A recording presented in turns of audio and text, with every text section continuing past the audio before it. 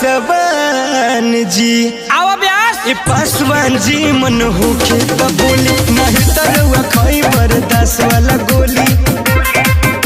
ए पासवान जी मन होके त बोली नहीं तरवा खाई बरदास वाला गोली।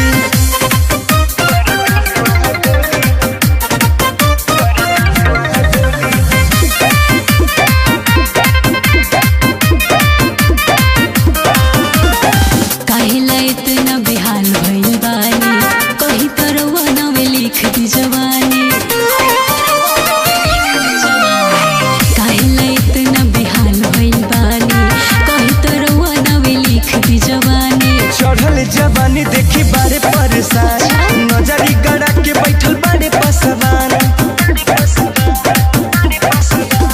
देखिए कि हम के ईमान जाला डोली, ईमान जाला डोली, ईमान जाला डोली।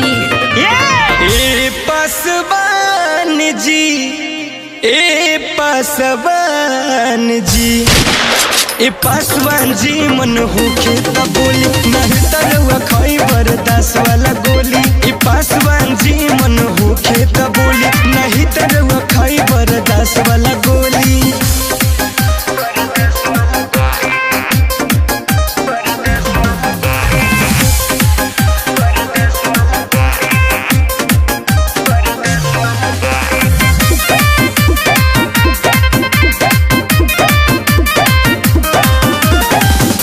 पे बानी रुआ राइफल भिड़वले झूठो मुठो के हमके बानी डेरवले।